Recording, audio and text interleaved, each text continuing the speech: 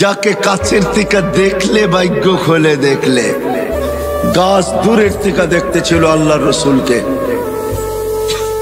মন ভরতে ছিল না, দোয়া করছেন মালিক দূরের থেকে দেখি মন ভরে না, একটু কি কাছে আসার অনুমতি দেওয়া যায় না? তোমার বন্ধুকে একটু কাছের থেকে দেখবো। মানুষের মতো হাঁটতে হাঁটতে আল্লাহ রসুলের মাথার সামনে আইসা দাঁড়ায় গেছেন, মন পড়ে আল্লাহর রসুলকে দেখছেন, আবার জায়গায় চলে গেছেন। ঘুমের থেকে উঠছেন তো জাবের রাদিয়াল্লাহু তাআলা আনহু বলতেছে, ইয়া রাসূলুল্লাহ দেখলাম তো দেখলাম কি? বলে কি দেখছিস? বলে ওই গাছ মানুষের মতো হাঁটতে হাঁটতে আসছে, আপনার মাথার কাছে দাঁড়ায়া আবার মানুষের মতো হাঁটতে হাঁটতে চলে গেছে। তো আল্লাহর রসুল বলছে ও দূরের থেকে দেখতে ছিল, মন ভরতে ছিল না, তো হাত উঠায় দিছে, মালিক এত কাছে বন্ধু আসলো, আপনার বন্ধু আসলো, আমি দূরের থেকে দেখা মন ভরে না, একটু কি অনুমতি আমাকে দেওয়া যায় না যে আমি একটু মাথার কাছে দাঁড়ায় দেখবো, নিজের মনটাকে ভরবো? হায় হায় হায়, যাকে দেখা উঠ সেজদা করে উঠ, আল্লাহর রসুলের সামনে উঠ সেজদা করতেছিলেন, উঠ। সাহাবা বলছে, ইয়া রাসূলুল্লাহ নাহনু আহাক্কু বিহা, উঠ যদি আপনাকে সেজদা করতে পারে তাহলে তো আমরা বড় অধিকার রাখি। তো আল্লাহর রসুল বলছে, লাউ আমারতু আহাদান আন ইয়াসজুদা লি আহাদিন লা আমারতু নিসা আন ইয়াসজুদনা লি আজওয়াজিহিন্না, কোন মানুষকে যদি আল্লাহ ব্যতীত কারো সেজদার বৈধতা থাকতো তাইলে আমি স্ত্রীকে বলতাম সে যেন স্বামীর পায়ে ডেলি সেজদা করে। না না, উঠ করছে বিদায় তোমরা করতে পারবে তা হবে না, তোমাদের সেজদা একমাত্র আল্লাহর জন্য হবে। হায় আমি কতটুকু বুঝাবো আর। হালিমা সাদিয়া যখন উঠছেন আল্লাহর রসুলকে গাদার উপরে নিয়া, তো যাইতেছিলেন নিজের এলাকার দিকে, গাদা ঘুরা গেছে বাইতুল্লাহর দিকে, ঘুরা এক সেজদা লম্বা, দ্বিতীয় সেজদা আরো লম্বা, তৃতীয় সেজদা আরো লম্বা। গাদাকে জিজ্ঞাসা করছে হালিমা, আরে এত লম্বা লম্বা সেজদা, সবাই চলে যেতেছে, আমি যাব না। আমি সেজদা দিব না তো দিব না কেন? আমি সেজদা ওই আল্লাহকে দিব না তো দিব না কেন যে আল্লাহ দুজাহানের বাদশার জন্য আমার পিঠকে নির্বাচিত করছে। আমি সেজদা দিব না তো দিব কে? ওই মুহাম্মাদুর রাসূলুল্লাহ। ও যুবক, তোমার পায়ে হাত রেখা বুঝাইতেছি, আসো, জীবনটাও ছোট, অস্তিত্বটাও ছোট। আল্লাহ মুকুট দিচ্ছেন হাজারো, সম্পর্কগুলাই এক একটা মুকুট, আর উদ্দেশ্য মালিককে পাওয়া, আর পাওয়ার জন্য সহজ পদ্ধতি মুহাম্মাদুর রাসূলুল্লাহ। একটা ক্যারিয়ার ধরেই বসে থাকেন, একটা। আমি প্রমাণ দেখাইতেছি। আপনারা ইয়ামান জান নাই, আপনার ওয়াইস কুরনির নাম জানেন, ওয়াইস কারনি এটার নাম জানেন, ঠিক না? হ্যাঁ, কিন্তু আপনারা করণ চিনেন না। আমি চিনি করণ, আমি 4 বার গেছি, 4 বার ইয়ামানে। কয়বার? টানা 4 বার গেছি। আমি জানি করণ থেকে মদিনা দূরে তো দূরে কতটুকু, আমি জানি মদিনা দূরে কতটুকু। অবেস আল্লাহর রসুলের জামানায় ছিলেন, সাহাবী হইতে পারেন নাই। অবেস সাহাবী হবে তো হবে কি কইরা? মাকে রাইখা যাবে তো রাইখা যাবে কার কাছে? মাকে ঘুম পাড়াবে তো ঘুম পাড়াবে কে? মাকে খাওয়াবে তো খাওয়াবে কে? ঘুমের থেকে উঠাবে তো উঠাবে কে? মার গোসল করাবে তো করাবে কে? মার সেবা করাবে তো করবে কে? অবেস মাকে ছেড়া যান নাই, কেননা এটাও আল্লাহর রসুলের আদর্শের একটা আদর্শ যে মা আর বাবা, এটাও আল্লাহর রসুলের একটা আদর্শ। অবেস মাকে ধরা পড়া ছিল, সাহাবী হওয়ার সুযোগ পায় নাই, একটা আদর্শকে ধরা পড়া ছিল। বিদায় আল্লাহ অবেসকে চমকাইছে এতটুকু, বলছে বন্ধু অবেস সাহাবী হইতে পারে নাই, কিন্তু আমি আপনাকে বলতেছি বলা যান যে অবেসকে পাবে সে যেন আপনার উম্মতের জন্য অবেসের হাত দুটা উঠাইতে বলে, কেননা অবেস হাত উঠাইতে দেরি, আমরা কবুল করতে দেরি করি না। কেননা অবেস আপনার একটা আদর্শ নিয়ে পড়া আছে, মা মা মা, মাকে ছেড়া যাব তো যাব কি করে? একদিকে সাহাবিয়ার টানতেছে, একদিকে আল্লাহর রসুলের দিদার টানতেছে, একদিকে সাহাবী হওয়ার কি সৌভাগ্যকে নেওয়া টানতেছে, আরেকদিকে বলতেছে মা নবীর আদর্শ রেখা যাইতো চাই কি করা, সাহাবী হইতে পারেন না। আল্লাহর রাসূল বলছে ওমর কেউ পাবে না কিন্তু তুমি পাবে, আলী কেউ পাক আর না পাক তোমরা দুইজনে পাবে। যখনই অবেশকে পাবে তো বলবে আমাদের জন্য যেন হাত উঠায়া দেয়, আমার উম্মতের জন্য যে হাত উঠায়া দেয়, আর তোমাদের জন্য দোয়া করায় নিবে। আর রাখো আমার এই জুব্বা, অবেশকে পাইলে আমার জুব্বা অবেশকে পড়ায়া দিও। এক আদর্শ নিয়েছিলেন। চলেন, এটা এত আশ্চর্যজনক না। আশ্চর্যজনক তো সামনেরটা। অবেশকে যেদিন মার সেবার বদলা দিবে আল্লাহ, জান্নাতের গেটে দাঁড় করায় দিবে। অবেশ যখন জান্নাতে ঢুকতে থাকবে তো আল্লাহ থামায়া দিবে আর বলবে অবেশ আজকে জান্নাতি দোজখী সবাইকে আমি দেখাইতে চাই, তুমি যে আমার নবীর একটা আদর্শ নিয়ে পড়াছিলা, সাহাবী হইতে পারো না, তাবেই হইছো, ওই মার সেবার বদলা আজকে জান্নাত জাহান্নাম সবাইকে দেখাবো। কি দেখাবেন? তো আল্লাহ ঘোষণা দেয় অবেশ জাহান্নামে যার উপরে তুমি আঙ্গুল উঠাবে তোমার আঙ্গুলের ইশারায় তাকে আমি জান্নাতে দিব। অবেশ আঙ্গুল উঠাইতে থাকবে, কাতারে কাতার জান্নাতে যাইতে থাকবে। আল্লাহর রাসূল আরবের এক কবিলার নাম নিছেন যে এই কবিলার সমপরিমাণ লোক জান্নাতে যাবে। কসম খোদার, আল্লাহর রাসূলের একটা ক্যারিয়ার ধরা পড়া থাকে, একটা আদর্শ ধরা পড়া থাকে, একটা আদর্শ, একটা ক্যারিয়ার, একটা লাইফ স্টাইল নিয়ে পড়া থাকো যুবক। কসম খোদার, এটা তোমাকে জান্নাতে নিবেই নিবে, নিবেই নিবে, নিবেই নিবে। আমি যুক্তি দিয়া বুঝাইলাম হাদিস, আর হবে না কেন? আল্লাহর রাসূল এই উম্মতের জন্য হারিসুল লাকাদ জাআকুম রাসূলুম মিন আনফুসিকুম আসিসুন আলাইহি মা আনিতুম হারিসুম বিল মুমিনিনা রাউফুর রহিম। ওই নবী যিনি আরশে যে আমাদেরকে ভোলেন না, সারা জীবন কাঁদতে কাঁদতে কাঁদতে কাঁদতে এক দিনের জন্য চোখের পানি শুকায় নাই। নাইলে জিবরিল মিকাইল কোনোদিন মিথ্যা বলতো না। জিবরিল মিকাইল দুজন জিজ্ঞাসা করছেন মা জালা আরাকা তাবকি, যখনই দেখি আপনার চোখে পানি কেন টলটল করে? বলছে যেদিন থেকে জান্নাত জাহান্নাম দেখা আসছি ওদিন থেকে চোখের পানি থামে না। যে সারা জীবন চোখের পানি ঝরাইছেন, মৃত্যু লগ্নে যখন যাইতেছেন তখনও চোখের পানি ঝরতে ছিল। জিবরিল আলাইহিস সালাম জিজ্ঞাসা করছেন আনতা ইলা রাফিক তাবকি আনতা ইলা রাফিকিল আলা আল্লাহু ইয়ান্তাযিরুক, এখনো কাঁদেন? আল্লাহ আপনার অপেক্ষায় অপেক্ষমান। উপর জগতে খুশির বন্যা চলতেছে, এখন বন্ধু বন্ধুর সাথে আইসা মিলবে, এই জন্য সমগ্র জগতে খুশির হুল্লোড় চলতেছে। আর আপনার চোখে পানি কেন? আপনি তো এখন আল্লাহর সান্নিধ্যে যাবেন, আপনার জন্য ঊর্ধ্ব জগতে খুশির বন্যা বইতেছে। সমগ্র জগৎকে সাজানো হয়েছে আজকে বন্ধু বন্ধুর সাথে চিরদিনের জন্য সাক্ষাৎ করায়। আপনার চোখে পানি কেন? বলছে জিবরিল ফামান লিবাদিলি উম্মতি, এক প্রশ্ন এখনো বাকি, আমার পরে উম্মতকে দেখা রাখবে কে? নারায়ণগঞ্জের মানুষ এখানেই শেষ না, কবর থেকে কানতে কানতে উঠবে ওহুয়া ইয়াকুম ওয়া ইয়াবকি ওয়া ইয়াকুল জিবরিল আইনা উম্মতি, উঠবে আর কাঁদবে আর বলবে আমার উম্মত কোথায়, আমার উম্মত কেন রিসিপশনে আসে না? যখন মাকামে মাহমুদে নিয়ে যাওয়ার জন্য উঠানো হবে, মাকামে মাহমুদে যায় ও হাত রাইখা বলবে বসবো না। আল্লাহ বলবেন কেন বসবেন না? বলে আমার উম্মতকে, পিপাসিত উম্মতকে আমি বসলে পানি পান করাবে তো কে করাবে? আমি তো দুনিয়াতে বইলা আসছি মাওয়াইদুকুমুল হাউজ, উম্মতকে কানে কানে বইলা আসছি সাক্ষাৎ হাউজে কাউসারে সর্বপ্রথম হবে, আমি নিজের হাতে তোমাদেরকে পান করাবো। ঠোঁট উম্মতের হবে, হাত আমার হবে, আমি লাগায়া পান করাবো আর বলবো লা তাসমান বাদাহা আবাদা, আর কোনোদিন পিপাসা তোর কাছে আসবে না। এই পানি কে পান করাবে?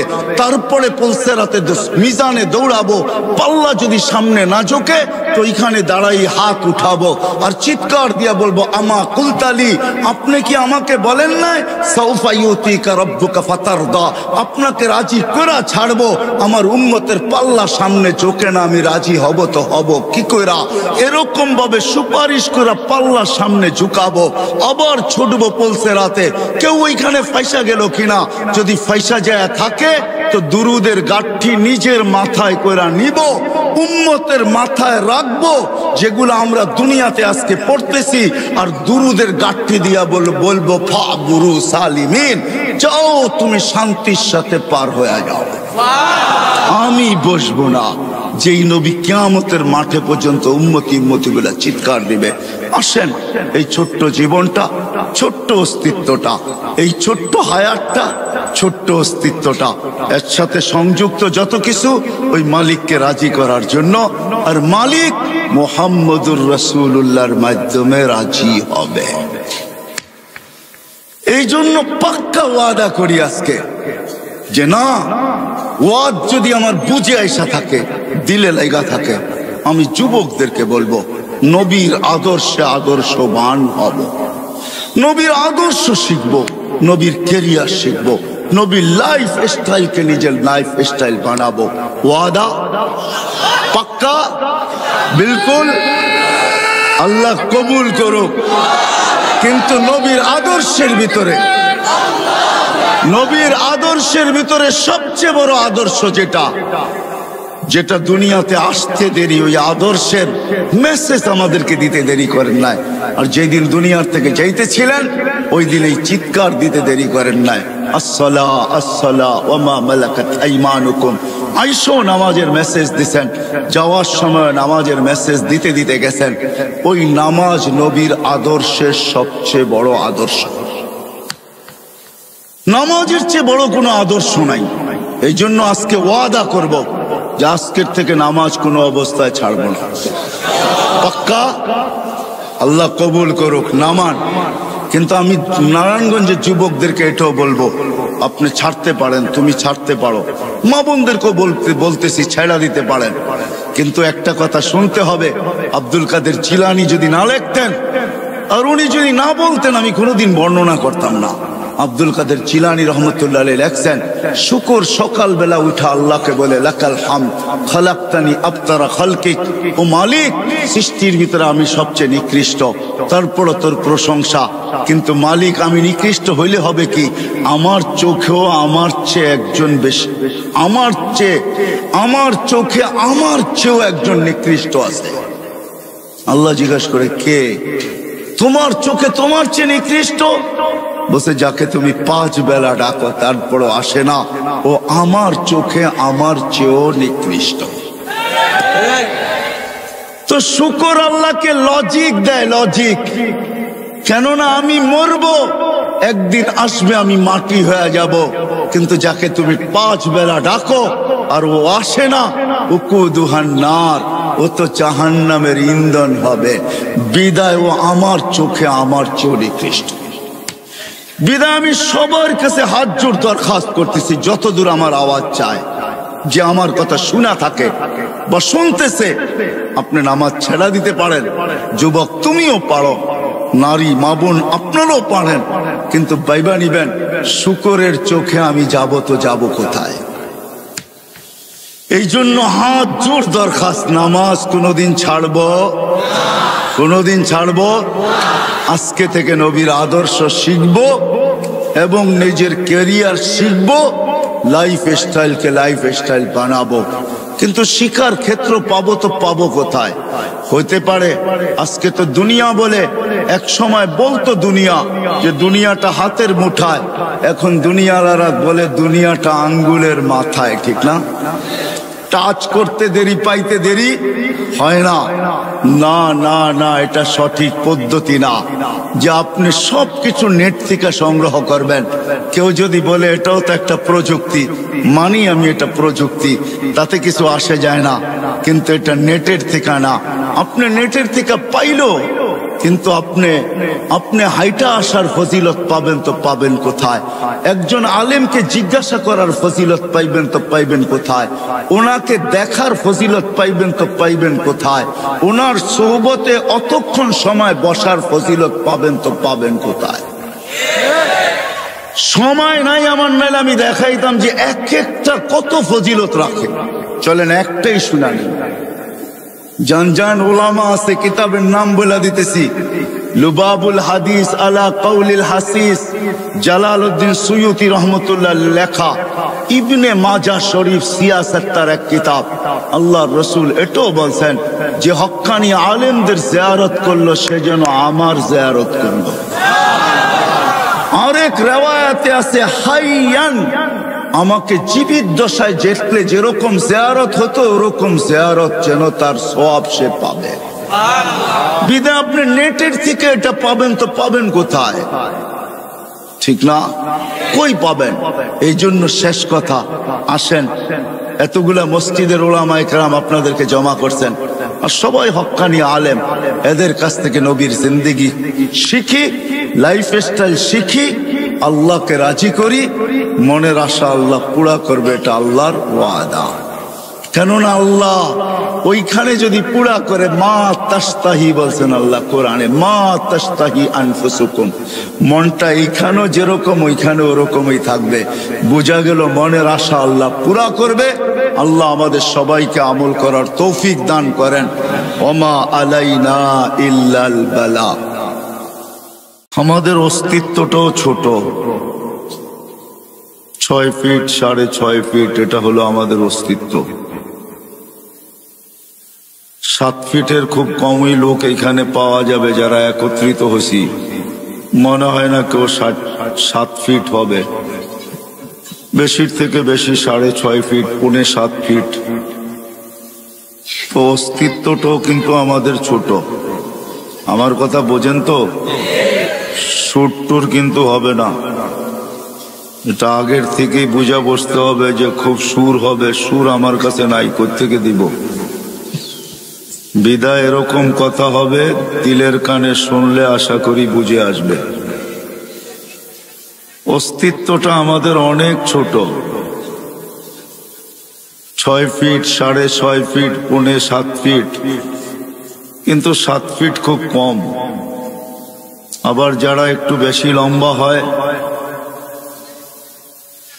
এরকম লোকের সংখ্যা খুব কমই।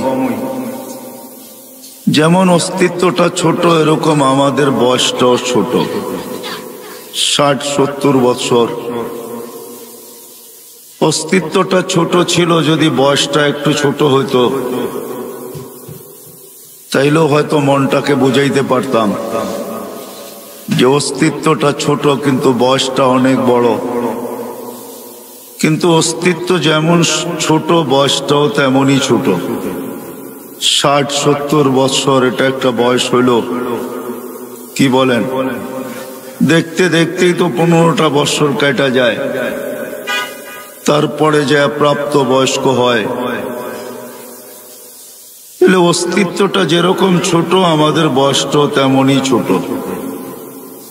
কিন্তু অস্তিত্ব ছোট, বয়স ছোট হইলে হবে কি? তাতে কিছু আসে যায় না। এই ছোট্ট জীবনটা কিন্তু, আর এই ছোট্ট অস্তিত্বটাকে আল্লাহ শত না হাজারো মুকুট দ্বারা সাজাইছেন। মুকুট বুঝেন? মাথায় মুকুট পড়ে না, আল্লাহ কিন্তু মুকুট দ্বারা সাজাইছেন। শত না হাজারো মুকুট দ্বারা আল্লাহ এই ছোট্ট অস্তিত্বটা আর ছোট্ট জীবনটাকে সাজাইছেন। চলেন 2-1টা দেখা যাক কেমন মুকুট দিয়ে আল্লাহ আমাদেরকে সাজাইলেন, নাইলে আমার আগের কথা বুঝে আসবে না। আর এখন বুঝা দরকার হলো বুঝা। বুঝা ব্যতীত কোনো জিনিস যতক্ষণ পর্যন্ত দিলে না গাথে ততক্ষণ পর্যন্ত করা সহজ হয় না। যদিও প্রতিনিয়ত প্রতিদিন নারায়ণগঞ্জের কবরস্থান ভরতেছে, মৌত এটা সত্য জানি, কিন্তু দিলে গাথে নাই। যদি গাথত তাহলে ফেরেশতাদের কথাই সত্য হইতো, আল্লাহুম্মা লাম ইয়াইশ। এটা ফেরেশতাদের কথা বলতেছি আমি, আর এই শব্দ হাদিসে আছে। ফেরেশতারা এই কথা কোনোদিন বলতো না, আল্লাহুম্মা লাম ইয়াইশ ফিদ দুনিয়া, যে আল্লাহ মৃত্যু যদি দিলে গাইথা যায় তাহলে একজনও তো বাস করতে পারবে না, কোনো মজাই পাবে না। বিদায় বোঝা গেল মৃত্যু সত্য, এটা মানি। মারা যায় চোখে দেখি, কবর দেওয়া হয় এটাও জানি এবং দেখি, কিন্তু আসলে মৃত্যুটা দিলের ভিতরে গাঁথে নাই। যদি গাঁথতো তাইলে মনে হয় না আমরা এই ছোট্ট জীবনটায় কোনো মজা পাইতাম, কোনো মজাই থাকতো না, ঠিক না? কি বলেন? হয়তো কেউ কিছু খায়া ঝিমাইতে থাকে, মনে হয় বোঝেন নাই? কেউ কিছু খায়া ঝিমাইতে থাকে, ঝিমায় না? মনে হয় বোঝে নাই যুবকরা। কেউ কিছু খায়া ঝিমাইতে থাকে, আর আমরা হয়তো মৃত্যুর চিন্তায় ঝিমাইতে থাকতাম, ঠিক না? ঝিমানো বোঝেন তো?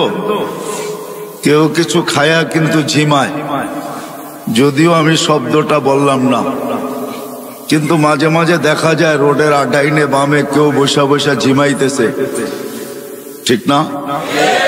আমরাও সবাই মৃত্যুর চিন্তায় ঝিমাইতে থাকতাম। যা হোক, জীবনটা ছোট, অস্তিত্বটাও ছোট। সাজাইছেন আল্লাহ হাজারো মুকুট দিয়া। যুবকের যৌবনটাও কিন্তু একটা মুকুট।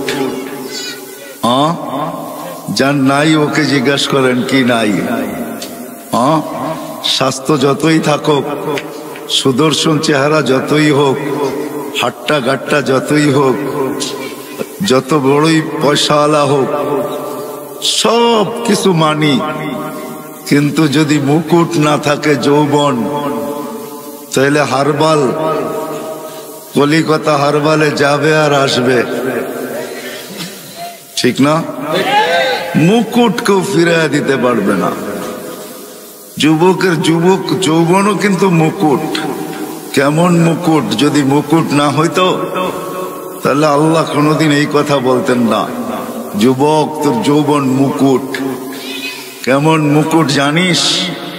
হায় হায়, তুই আরশের নিচে বৈশা মেলা দেখবি, তোর আরশের নিচে চলতে থাকবে মেলা, আর তুই থাকবি ওই মেলায়, আর আরশের বাহিরে হইতে থাকবে হিসাব কিতাবের খেলা। সাবআতুন ইয়াযিল্লুহুমুল্লাহু তাহতা যিল্লি শাবুন নাশা ফি ইবাদাতিল্লাহ। তাহলে আল্লাহ কোনোদিন এই কথা বলতেন না। যৌবন যদি একটা মুকুট না হইতো, তাহলে যুবককে আল্লাহ এই কথা বলতেন না, যুবক আরশের নিচে আমি ওই মেলায় তোকে স্থান দিব, যেই মেলায় 7 শ্রেণীর লোক ওই মেলায় থাকবে, ওরা মেলায় বিভোর থাকবে, আর আরশের বাহিরেই খেলা চলতে থাকবে, যেটাকে হিসাব কিতাব বলে। তাইলে এই হাদিস কোনোদিন আসতো না। মনে হয় বুঝাইতে পারি না। যৌবনও একটা মুকুট, কিন্তু বিশাল মুকুট। দুনিয়ার হিসাবও মুকুট দেখাইলাম, আবার আল্লাহ প্রদত্ত মুকুট। যৌবন যদি মুকুট না হইতো, তাহলে হাদিসে কুদসি কোনোদিন আসতো না। আল্লাহ যুবককে দেখা, ওই যুবককে দেখা আল্লাহ এই কথা বলতেন না, যেই যুবক শাবাবা খুশা, যেই যুবক আল্লাহর ভয়ে নিজেকে লজ্জাপতির মতো গুটায় নিছে, তাইলে ওই যুবককে দেখায় আল্লাহ এই কথা বলতেন না। ফেরেশতাদেরকে এই কথা কোনোদিনও শুনাইতেন না, ইন্নী উবাহি বিহিল মালাইকা, ও ফেরেশতারা, আমি এই যুবককে নিয়ে তোমাদের উপরে গৌরব করি। এই শব্দ আল্লাহ কোনোদিন বলতেন না। যৌবনও একটা মুকুট। এরকম যদি দেখাইতে যাই, কোরআনের ওই কথা তো রয়েই গেল, ওয়ালাকাদ কাররামনা বনি আদম। আল্লাহ বলে শ্রেষ্ঠত্বের মুকুট তোর মাথায়। কোরআন বলতেছে শ্রেষ্ঠত্বের, তুই ছোট হইলে হবে কি? কেননা তুলনা করতে গেলে আমার কাছে সময় হবে না যে আমরা অস্তিত্বগতভাবে কতটুকু ছোট। জিবরিল আলাইহিস সালামের সাথে তুলনা চলবে না আমাদের। কেননা ফাইদা রাসুহু ফাওকা সাবঈ সামাওয়াত, উনার মাথা 7 আকাশের উপরে, রিজলুহু তাহতাস সারা, পাও 7 জমিনের নিচে, 600 জানা, 600 ডানা, লাউ কাশাফা জানাহাই লাগাত্তাল মাশরিক ওয়াল মাগরিব, দুই ডানা প্রসারিত করলে দুই সীমান্ত ঢেকা যায়। ওটার সামনে তো আপনার আমার কোনো তুলনাই নাই। বিদায় ওনাকে দিয়ে আমাদেরকে তুলনা করলে চলবে না, কোনো পার্সেন্টেজ নাই। জমিনেরটা দিয়ে আমাদেরকে তুলনা করতে হবে। জমিনেরটা দিয়ে তুলনা করতেও যদি যাই তাহলে পাওয়া যায় সুলাইমান আলাইহিস সালামের দাওয়াতে যে মাছ আসছিল সর্বপ্রথম, উনি জমিনের প্রাণীকে একবেলা খাওয়াইতে চেয়েছিলেন, অনুমতি আল্লাহ দিয়া দিছিলেন। উনি 6 মাস বৎসর বর পাকায়া যখন রেডি করছেন, আল্লাহকে বলছেন মেহমান পাঠান। আল্লাহ বলছে জল না স্থল? বলছে জল আগে পাঠান, স্থলের মানুষগুলা তো বাড়ির মানুষই, ওরা পরে খাবে না। তো আল্লাহ জলের থেকে একটা মাছ পাঠায়া দিছিলেন শুনছিলাম। মাছ এসে সালাম দিয়া বলছে আল্লাহর নবী আজকে তো আপনারই মেহমান। বলে বিলকুল। বলে খাওয়া রেডি? বলে বিলকুল রেডি। তো খাইতে শুরু করছেন, যা পাকাইছেন 1 বছর পর্যন্ত জিন ইনসান দিয়া সব খাইছেন। যেই পাতিল দিয়া পাকাইছেন ওগুলা খাইছেন, যত বর্তন সর্তন পেয়ালা শেয়ালা যত চামচ চুমচ সব খাইছেন, এমনকি চাটাই পর্যন্ত খায়া ফেলছেন। সব খায়া যেমন পাকানের আগে পরিষ্কার ছিল এমন পরিষ্কার করে দিছেন। তো সুলাইমান আলাইহিস সালাম বলতেছিলেন এমন পেটুক তো দেখি নাই। তো বলছে আল্লাহর নবী মেহমানকে এরকম ভাষায় বলা উচিত না, অন্য কেউ যদি বলতো তো মেনা নিতাম, কিন্তু আপনি আল্লাহর নবী হইয়া এরকম বললেন, তো বললেন কি কইরা? বিদায় আপনি যখন খোঁচা মাইরাই দিলেন তো আমি সত্য বলতে বাধ্য হইলাম। আল্লাহ আমাকে ডেলি এরকম 3 লোকমা দেয়, আপনি তো 1 লোকমা দিলেন, বাকি 2 লোকমার জায়গা এখনো খালি আছে। তাকে দিয়েও কিন্তু আমরা তুলনা করলে হবে না। একটা হাতি দিয়েও যদি তুলনা করি তার তুলনায় আমরা বহুত ছোট, ঠিক না? বিদায় অস্তিত্বটা আমাদের ছোট, কিন্তু অস্তিত্বটা ছোট, আবার বয়সটাও কিন্তু ছোট। অস্তিত্ব ছোট, কসম খোদার আমাদের বয়সটাও ছোট। কিন্তু হইলে কি হবে? এই অস্তিত্ব আর বয়সের উপরে হাজারো মুকুট লাগানো আছে, মুকুট। গণাইতে গেলে বা দেখাইতে গেলে সারাটা রাত্র কেন জীবনটা চলে যাবে। যদিও আমরা এগুলাকে কখনো অ্যানালাইসিস করি না, ভাবি না, চিন্তা করি না যে আমার অস্তিত্বটা কত বড়, আমার অস্তিত্ব এবং আমার এই ছোট্ট বয়সটা। আর এই যে হাজারো মুকুট দিয়ে আল্লাহ আমাকে সাজাইলেন, এটা দিলেন তো দিলেন কেন? কি জন্য দিলেন আল্লাহ? এই কথা কিন্তু আমরা ভাবি খুব কম লোকই। মনে হয় না এই মজলিসে একজনও পাওয়া যাবে না। আমি মুকুট দেখাইলে অনেক দেখানো যাবে, সবগুলোই কিন্তু এক একটা মুকুট, বিশাল বিশাল মুকুট। সৃষ্টির ভিতরে শ্রেষ্ঠত্ব দিলেন আপনাকে, এটাও একটা মুকুট। কুদরতি হাত দিয়া তৈরি করলেন, এটাও একটা মুকুট। না মুকুট না, 9 মাস সময় নিয়ে 10 মাস সময় নিয়ে তৈরি করলেন। আয় আমি তো বলতে বাধ্য, আল্লাহ আল্লাহ সবচেয়ে বড় ম্যাজিক। আল্লাহ ম্যাজিশিয়ান। আল্লাহ সবচেয়ে বড় ম্যাজিক হলো আপনি আর আমি। মানুষের চেয়ে বড় কোনো ম্যাজিক নাই। ছোট্ট একটা উদাহরণ দিলে বুঝে আসবে কিনা জানি না। যদি এই ময়দান কেন, বাংলাদেশের বিশাল থেকে বিশাল ময়দান যদি নেওয়া হয় আর সমগ্র দুনিয়ার চোখের ডাক্তারদের যদি ডাকা হয় আর সবার সামনে যদি একটা ছোট্ট প্রশ্ন রাখা হয় যে 100 বৎসর আপনাদের গবেষণা চলতেছে ছোট্ট একটা চোখ নিয়া, আপনি গবেষণায় কতটুকু অগ্রসর হইলেন আর কতটুকু অগ্রসর হওয়া বাকি আছে, তাহলে কসম খোদার সারা দুনিয়ার ডাক্তার এই কথা বলবে, সারা দুনিয়ার ডাক্তার এই কথা বলবে যে গবেষণা করতেছি এটা জানি, কিন্তু কতটুকু পৌঁছতে পারলাম আর কতটুকু বাকি আছে, সারা দুনিয়ার ডাক্তার বলবে এটা আমাদের জানা নাই। যে আল্লাহ ছোট্ট একটা চোখে এরকম ম্যাজিক ফিট করতে পারে, ওই আল্লাহ কিরকম? ছোট্ট একটা চোখে এতটুকু ম্যাজিক যে সারা দুনিয়ার চোখের ডাক্তার যদি আনা হয়, সারা দুনিয়ার চোখের ডাক্তারকে যদি আনা হয়, আর যদি বলা হয় যে গবেষণা করতে করতে 100 বৎসর হয়ে গেল, আরো বেশি 200-400 বৎসর বললেও কম হবে না, আপনি কোন সিদ্ধান্তে পৌঁছলেন? হায় হায়, আল্লাহ সবচেয়ে বড় ম্যাজিক দেখাইছেন মানুষের ভিতরে। সবচেয়ে বড় ম্যাজিক মানুষ, ম্যাজিশিয়ান আল্লাহ। কে ম্যাজিক দেখাইছেন? কে? আল্লাহ। বিদায় আসল কথার দিকে চলে আসি, সময় লম্বা করা যাবে না, এজন্য আসল কথার দিকে চলে আসি যে এই ছোট্ট অস্তিত্ব আর এই ছোট্ট জীবন, এই ছোট্ট অস্তিত্ব আর এই ছোট্ট জীবনের উপরে হাজারো মুকুট, শত না হাজারো মুকুট দেখানো যাবে। হায় হায়, আমাদের সুস্থতাটাও একটা মুকুট। যদি সুস্থতা মুকুট না হইতো তাহলে হাদিসের এই শব্দ কোনোদিন আসতো না। সুস্থতা যদি মুকুট না হইতো, কি আওয়াজ নাই?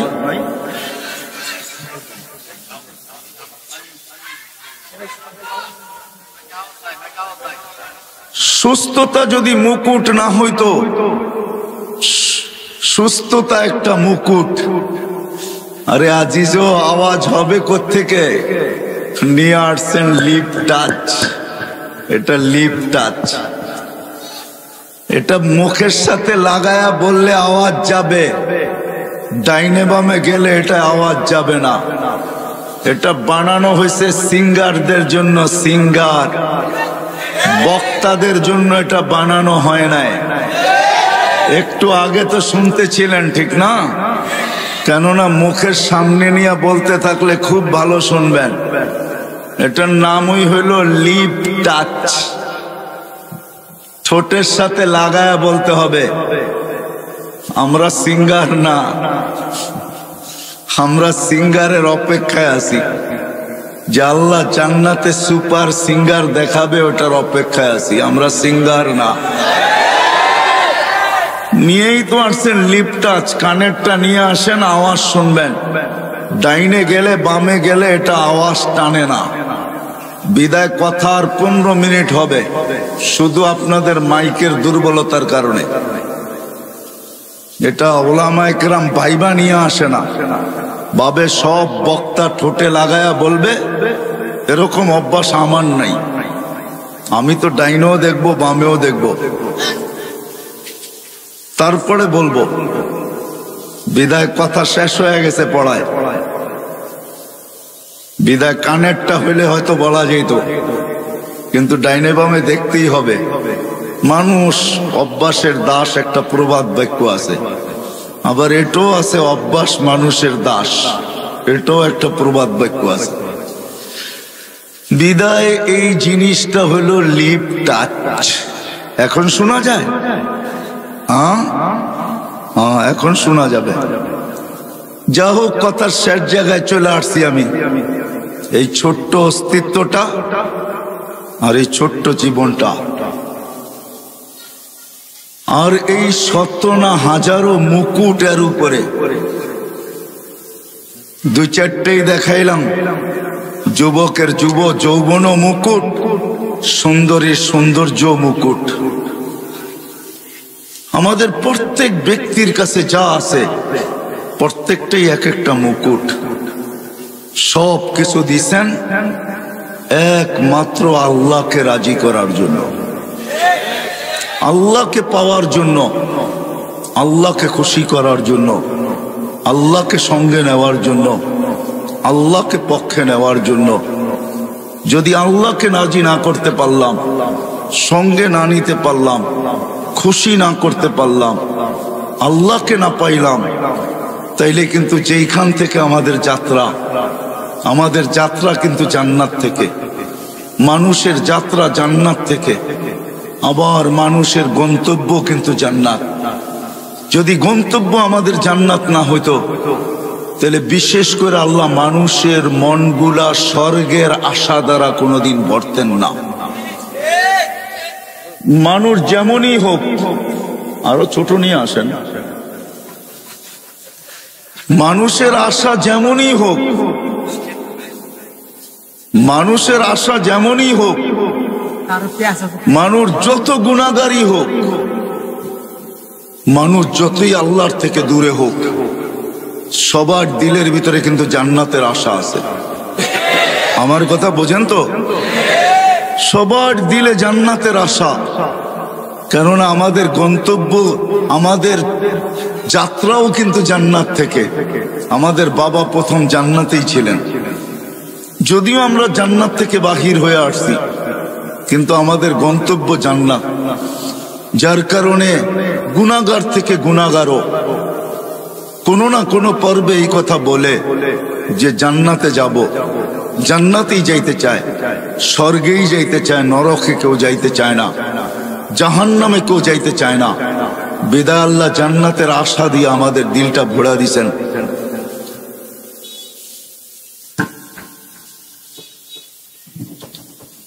জান্নাতের আশা দিয়ে আল্লাহ আমাদের দিলটাকে ভরা দিছেন।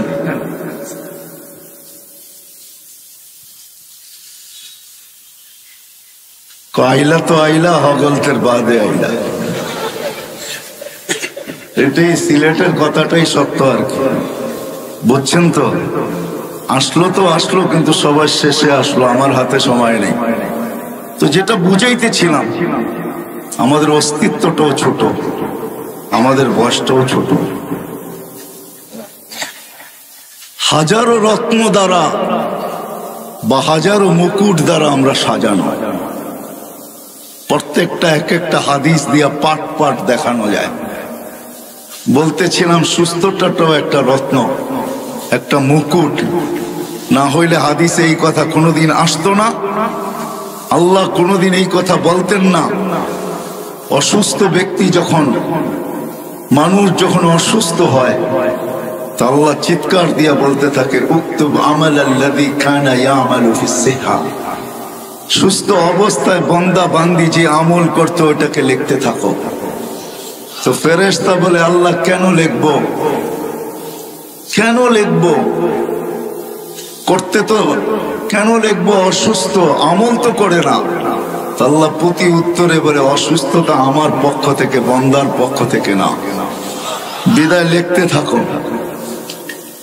সুস্থতাটাও কিন্তু, অসুস্থতাটাও একটা মুকুট। যদি না হইতো তাহলে এই হাদিস কোনোদিন আসতো না। আমি হাদিসে কুদসি দিতেছি, আল্লাহর বাণী। আল্লাহ বলে, আনিনুল মারিদি তাসবিহুন, যখন অসুস্থ অবস্থায় আহ আহ করতে থাকে, তো আল্লাহ সুবহানাল্লাহ পড়ার সওয়াব লেখাইতে থাকে। সিয়াহাতুহু তাহলিলুন, যখন অসুস্থতার কারণে চিৎকার দিতে থাকে, তখন আল্লাহ বলে, লা ইলাহা ইল্লাল্লাহর সওয়াব লিখতে থাকো। ফজিলত কি ওলামাদের থেকে জেনে নিন, যে লা ইলাহা ইল্লাল্লাহ পড়লে মিলবে কি, কি সওয়াব পাওয়া যাবে, এটা ওলামাদের কাছ থেকে শিখা নিলে ভালো হবে।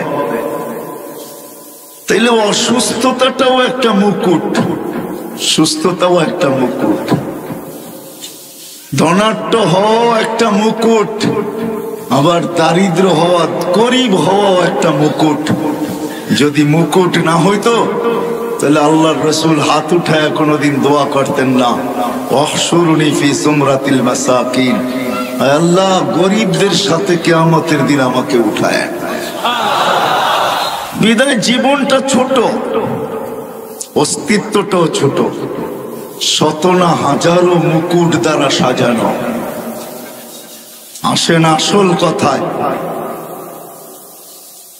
হাজারো মুকুট শুধু এই জন্যই আল্লাহ দিছেন।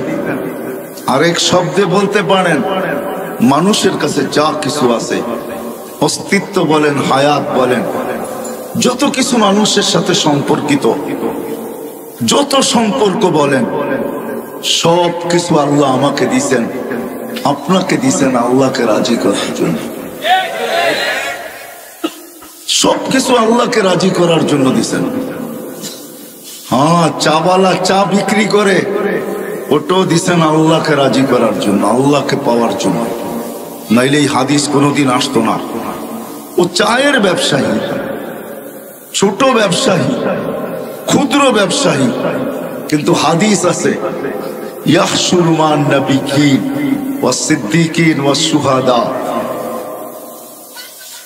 ও যদি আল্লাহকে পাওয়া যায়, কিছু গাড়ির বহরে যুক্ত হইলে মন খুব প্রফুল্ল হয়, ঠিক না?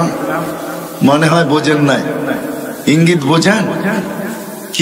কিছু গাড়ির বহরে যদি নিজের গাড়িটা যুক্ত করা যায় তাহলে খুব ভাব আসে, ভাব, ঠিক না? ওই চাওয়ালাও যদি আল্লাহকে রাজি করতে পারে তাহলে কিয়ামতের দিন আল্লাহর রসুলের পাশে দাঁড়াবে 500। নবীদের পাশে দাঁড়াবে, ভাবেন ওর ভাবটা কিরকম হবে। আমি শব্দ চেঞ্জ করে দিলাম, হয়তো আপনারা বুঝতেছিলেন না। আমাদের এই ছোট অস্তিত্বটা এবং এই ছোট্ট বয়সটা, এর ভিতরে যা কিছু আমাদের সাথে সংযুক্ত, সব আল্লাহকে রাজি করার জন্য, আল্লাহকে পাওয়ার জন্য। আর একটা কথা কানে বসায় নেই, দিল এইখানে বসায় নেই, আল্লাহ পাওয়া ছাড়া দুনিয়া কাটবে বটে, দুনিয়া কাটবে, এটাই সত্য প্রমাণ। কেননা জন্ম লগ্নি আল্লাহ কানে বলে দিছেন, হুয়াল্লাযী খালাকাকুম সুম্মা রাযাকাকুম, হুয়াল্লাযী খালাকাকুম সুম্মা রাযাকাকুম। ওই আল্লাহ যিনি আমাদেরকে অস্তিত্ব দিছেন, ওই আল্লাহ যিনি আমাদেরকে অস্তিত্ব দিছেন, উনি প্রত্যেক ব্যক্তিকে লালন পালন করবেন, এটা আল্লাহর ঘোষণা। কিন্তু যদি মালিককে জিজ্ঞেস করি কতদিন করবেন, তো মালিক নিজেই জবাব দিতেছেন ইলা আজালিম মুসাম্মা, একটা সময় পর্যন্ত করব। তারপর মালিক সুম্মা আখাযনাহু বাগতা ওয়া কাযা, আল্লাহ 7 ঘন্টা টানা ডাকবে। আর কি বইলা ডাকবে? নারায়ণগঞ্জের মানুষ, দুনিয়ার মানুষ আসামিকে ধরার জন্য খোঁজে, আমি তোকে মাফ করার জন্য খুঁজি। দুনিয়ার মানুষ শাস্তি দিয়া মজা পায়, আমি মাফ করা মজা পাই। দুনিয়ার মানুষ শাস্তিতে অভ্যস্ত, আমি মাপে অভ্যস্ত। দুনিয়ার মানুষ শাস্তিকে ভালোবাসে, আমি মাফ করাকে ভালোবাসি। দুনিয়ার মানুষ শাস্তিকে ক্রেডিট মনে করে, আমি মাফ করাকে ক্রেডিট মনে করি। এই শব্দ দিয়া 7 ঘন্টা ডাকবে। বলেন এখানে কয়জন আছি আমরা? এটা শব্দ দিয়া যথেষ্ট। কয়টা শব্দ? কয়টা? সুবহানাল্লাহ একটা শব্দ, আলহামদুলিল্লাহ একটা শব্দ। উলামাদেরকে জিজ্ঞাসা করেন সুবহানাল্লাহ আলহামদুলিল্লাহ তামলাউ মা বাইনাস সামাই ওয়াল আরদ, সৌরজগৎ বেড়া যায়, কিন্তু সমগ্র সৃষ্টি মিলে গুনাহ দিয়া ভরা যাবে না। কিন্তু আল্লাহ বলে ওয়ালাউ বালাগাত যুনুবুকা ইনানাস সামা, তুই একাও যদি ভরা দিস, আর শুধু ভরিস নাই, আকাশ ভেদ করে যদি উপরও চড়ায় দিস, তুই মাপ চাইতে দেরি, আমি মাফ করতে দেরি করব না। ওয়ালা উবালি, আমার পরোয়া হবে না, আমি তাকায় দেখবো না তুই কত গুনাহ করছিস। শুধু 5 টাইম ডাকে না, 5 টাইম আল্লাহ আমাদেরকে ডাকে না। ওইখান থেকে বাহির হয়ে গেছি।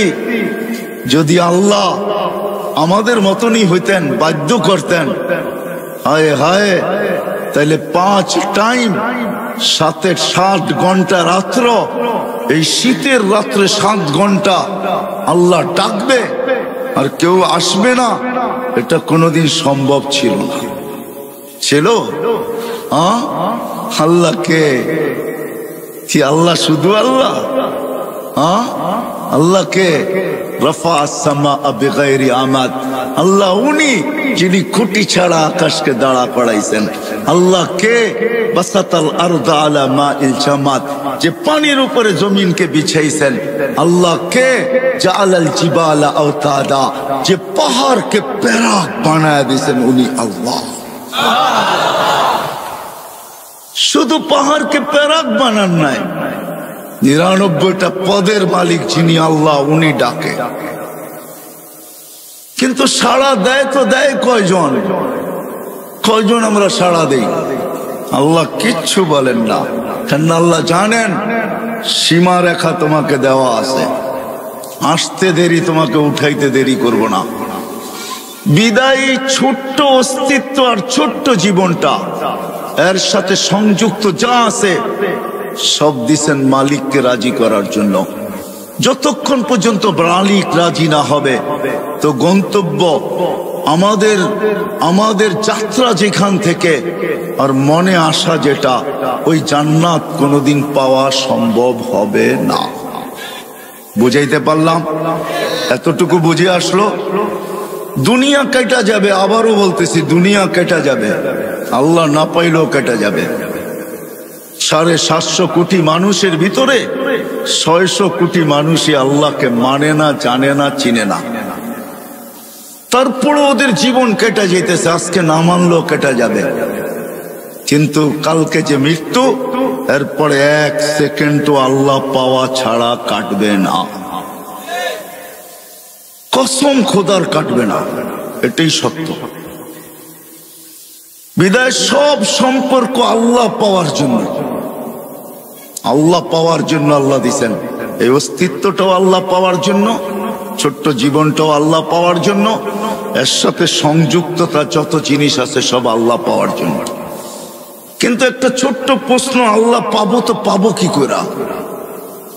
আল্লাহকে তো চোখে দেখা যায় না যে আমি আল্লাহ পাবো, আল্লাহর কথা তো শোনা যায় না যে আমি আল্লাহ পাবো, আল্লাহকে তো ধ্যান ধারণায় আনা যায় না, আল্লাহকে তো আঁকা যায় না আল্লাহ কিরকম।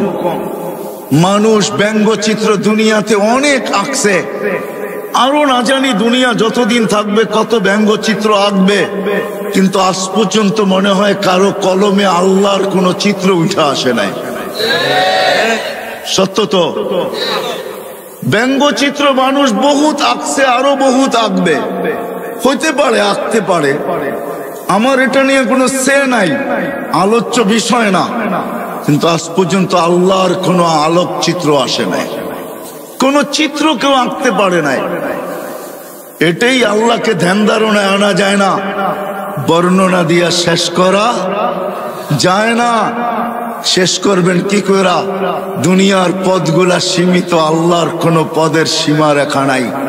কোন আলেম বলতে পারবে না আল্লাহ তো আল্লাহর জাতি নাম, এটা আল্লাহ, এটা পার্সোনাল নাম, এটা আল্লাহর পদ না, এটা হলো জাতি নাম আল্লাহ।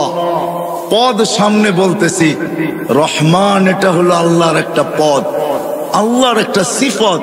এটা শুরু কোথায় শেষ কোথায় দুনিয়ার কেউ জানে না, এমনকি জিবরিলও জানে না, মিকাইলও জানে না, ইসরাফিলও জানে না, মালাকুল মউতও জানে না, হামিলিনে আরশও জানে না, কোন নবী জানে না, কোন রসুল জানে না, এমনকি মুহাম্মদুর রাসূলুল্লাহ পর্যন্ত জানেন না। কোন আলেমও বলতে পারবে না যে এটা শুরু কোথায় শেষ কোথায়, বলা যাবে? তো আল্লাহ তো একটা পদের মালিক না, রহমানও একটা পদ, রহিম, মালিক, কুদ্দুস, সালাম, মুমিন, মুহাইমিন, আসিস, জব্বারুল মুতাকাব্বিরুল খালিকুল বারিউল মুসাব্বিরুল গফফারুল কহারুল ওয়াহাবুর রাজ্জাকুল ফাত্তাহুল আলিমুল কাবিদুল বাসিতুল খাফিদুর রাফিউল মুইজ্জুল মুযিল্লুস সামিউল বাসিরুল হাকামুল আদলুল লতীফুল খাবীরুল হালিমুল আযীমুল গফুরুশ শাকুরুল আলিকুল কাবীরুল হাফিজুল মুকিতুল হাসিবুল জলিলুল করিমুল রাকিবুল মুজিবুল ওয়াসি আল হাকিমুল ওয়াদুদুল মজিদুল বাঈসুশ শাহীদুল হকুল ওয়াকিলুল কবিয়্যুল মতিনুল আলিকুল হামিদুল মুসি আল মুবদি আল মুঈদ আল মুহয়ি আল মুমিত আল হাইয়্যু আল কাইয়্যুম আল ওয়াজিদ আল মাজিদ আল ওয়াহিদ আল আহাদ আল সামাদ আল কাদির আল মুক্তাদির আল মুকদ্দম আল মুআখ্খার আল আউয়াল ওয়াল আখির আল যাহির ওয়াল বাতিন আল ওয়ালি আল মুতাওয়ালি আল বাররুত তাওয়াবুল মুনতাকিম আল আফু হুয়ার রাউফু মালিকাল মুলকি যাল জালালি ওয়াল ইকরাম আল মুকসিত ওয়াল জামি ওয়াল গানি ওয়াল মুগনি আল মানি আত তার আন নাফি আন নূর আল হাদি আল বদি ওয়াল বাকি আল ওয়ারিস ওয়াল রাশিদ আস সাবুর। 99টা পদের মালিক আল্লাহ। ওই আল্লাহকে রাজি করবো তো করবো কি কইরা? ততক্ষণ পর্যন্ত সম্ভব হবে না। কিন্তু প্রশ্ন উঠায় দিলাম আমি যে আপনাকে রাজি করবো তো করবো কি কইরা? তো আল্লাহ এটার সলিউশন দিতেছেন। নাইলে কোরআনে এই কথা আল্লাহ কোনোদিন বলতেন না। আল্লাহ সলিউশন দিতেছেন, মান আতা আর রাসূল ফাকাদ আতা আল্লাহ। আল্লাহ বলে আমার বন্ধুকে পাইলি আমাকে পাওয়া যাবে।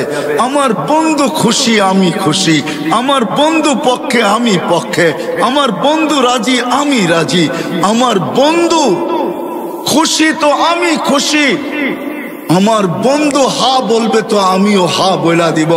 শুধু হা বলবো না, যেখান থেকে যাত্রা যেটা বুকে আসা ওইটাও হাতে উঠায় দিয়া দিব। নাইলে কোরআন এই কথা কোনোদিন বলতেন না। ১.৫ লক্ষর ব্যাপারে কোরআন এই কথাই বলছেন, কুল্লুন ওয়াদাল্লাহুল হুসনা। আল্লাহ বলে নবীজি সাহাবী আপনাকে রাজি করছে, আপনারা এদেরকে শোনায় দেন আমি শুধু রাজি না, প্রত্যেকের ব্যাপারে আমি জান্নাতের ওয়াদা দিলাম, জান্নাত দিয়া দিলাম। সাহাবারা আল্লাহর রাসূলকে রাজি করা শুধু মডেল হন নাই, মডেল 1500 মেডেল দিছেন আল্লাহ ওনাদেরকে, মেডেল বুঝেন কয়শ? 1500। কোরআনে 1500 আয়াত আছে সাহাবাদের শানে, এক একটা মেডেল। বিদায় আমি কথার জায়গায় চলে আসছি, আল্লাহকে আল্লাহ রসুলকে রাজি করলেই আল্লাহ রাজি হয়ে যাবে। এটি আল্লাহর কি ওয়াদা বলে প্রমাণ। তাহলে এইখানেও হাজি আছে আমার পিছনে, এই দিকেও আছে হাজি। যারা আল্লাহ রসুলের কবর রওজায় জিয়ারত করেন, জিয়ারতের সামনে আল্লাহর রসুলের মাথার উপরে একটা আয়াত লেখা আছে। যেইখান থেকে ছিদ্রটা, ওই ছিদ্রটার উপরে একটা আয়াত লেখা আছে। আয়াতটা লেখা হইল ফাইন জাউকা, আপনার উম্মত যদি আপনার কাছে আসে গুনার বোঝা নিয়া, আস্তাগফিরুল্লাহ, আর আয়েশা যদি আমার কাছে মাপ চায়, আস্তাগফার লাহুর রাসূল, আপনি যদি একটু ইশারায় হা বইলা দেন, লাওয়াজাদাল্লাহ তাওয়াবার রহিমা, তো আমি আল্লাহ ওয়াদা করতেছি, প্রতিজ্ঞা করতেছি, লাওয়াজাদা, আল্লাহ কসম খায়া বলতেছে, আমি আমার জাতের কসম, আপনি হা বলতে দেরি আমি মাফ করতে দেরি করব না। তাহলে আমি আমার কথার জায়গায় চলে আসছি। ছোট্ট জীবন, ছোট্ট অস্তিত্ব, সম্পর্ক হাজারো, সবকিছুর উদ্দেশ্য আল্লাহ পাওয়া। আর আল্লাহ পাওয়ার জন্য সহজ মাধ্যম, সবচেয়ে সহজ মাধ্যম মুহাম্মাদুর রাসূলুল্লাহ সাল্লাল্লাহু আলাইহি ওয়াসাল্লাম। আল্লাহর রসুলের গোলাম হইলেই হবে। বিদায় নারায়ণগঞ্জের মানুষ যদি বুকের আশাটা পুরা করতে চাই, যুবক তুমি যদি বুকের আশাটা পুরা করতে চাও, বুকের আশাটা পুরা করতে চাও, তাহলে আল্লাহর রসুলের আমি দু একটা কাহিনী দিব, যদি আপনাদের দিলে লাগে। ওই রসুল যার পেশাব যদি ভুলে পান করে, পেশাব, উম্মে আয়মান আল্লাহর রসুলের পেশাব ভুলে পান করে ফেলছেন। আল্লাহর রসুল, বুখারীতে আছে, আল্লাহর রসুল পেশাব করছেন রাত্রে কোনো পাত্রে। উম্মে আয়মান পিপাসিত ঘুমের থেকে উঠছেন রাত্রে, পিপাসায় উঠায় ফেলছে, দেখছে সামনে পেলা আছে। আল্লাহর রসুলের কিত দাসী ছিল উম্মে আয়মান, পেলা সামনে রাখা, হাত দিয়া দেখে পানির মতো তরল, নাক নিয়া দেখে সুঘ্রাণ, মন মানতে ছিল না, পান করা পিপাসা মেটায় নিছে। সকালবেলা আল্লাহ রসুল যখন ঘুমের থেকে উঠছেন, তো বলছে উম্মে আয়মান পাত্রে কিছু জিনিস আছে, বাহিরে নিক্ষেপ করো। তো বলে ইয়া রাসূলুল্লাহ, ওটা রাত্রেই করে দিছি। তো বলছে করছিস তো করছিস কোথায়, কোথায় করছিস? বলে ইয়া রাসূলুল্লাহ পিপাসার তাড়নায় ঘুমের থেকে উঠে গেছি, হাতের নাগালি ছিল এটা, পানিও তরলও দেখলাম, নাক লাগায় দেখলাম এরকম সুঘ্রাণ আর কিছু হয় না, আর মনকেও মানাইতে পারি নাই, পান করে নিছি। আল্লাহ রসুল হাসি দিয়া বলছে উম্মে আয়মান যতদিন বাঁচবে খিদা তোর কাছে কোনোদিন আসবে না। কসম খোদার, উম্মে আয়মান যতদিন বাচ্চা ছিল খিদা আর তার লাগতো না। সাথে সাথে এটাও বলছেন উম্মে আয়মানের শরীর আর জাহান্নামে যাবে না। আমি নারায়ণগঞ্জবাসীকে একটু বলতে চাই যে যার পেশাব বুলে পান করলে ক্ষুধা জীবনে আসে না, জান্নাত জাহান্নাম হারাম হয়ে যায়, ওই ব্যক্তির কেরিয়ার, ওই ব্যক্তির আদর্শ, ওই ব্যক্তির লাইফ স্টাইল। হয় যুবক তোমাদের পায়ে হাত দিয়া বলি, কার লাইফ স্টাইল তুমি অনুকরণ করো? কার লাইফ স্টাইল? লাইফ স্টাইল অনুকরণ করো তো মুহাম্মদুর রাসূলুল্লাহ। খোদার কসম চুল কাটা তোমাকে জান্নাতে নিয়ে যাবে, চুল কাটা। মুহাম্মদুর রাসূলুল্লাহর পোশাক তোমাকে জান্নাতে নিবে। যদি পেশাব জান্নাতে নিতে পারে তো পোশাক কেন নিবে না? আমাকে যুক্তি দেন। পেশাব যদি জান্নাতে নিতে পারে তাহলে চুল কাটা কেন নিবে না? পোশাক যদি নিতে পারে তো দাড়ি রাখা কেন নিবে না? পোশাক যদি নিতে পারে তাহলে পর্দা কেন নিবে না? পোশাক যদি নিতে পারে, পেশাব যদি নিতে পারে তাহলে মুস্কি হাসা কেন নিবে না? আমাকে যুক্তি দিয়ে বুঝান। লজিকের দুনিয়া, আমিও লজিক দিব, আপনিও লজিক দেন। আমি লজিকে বিশ্বাসী, আপনি লজিক দিবেন দেন।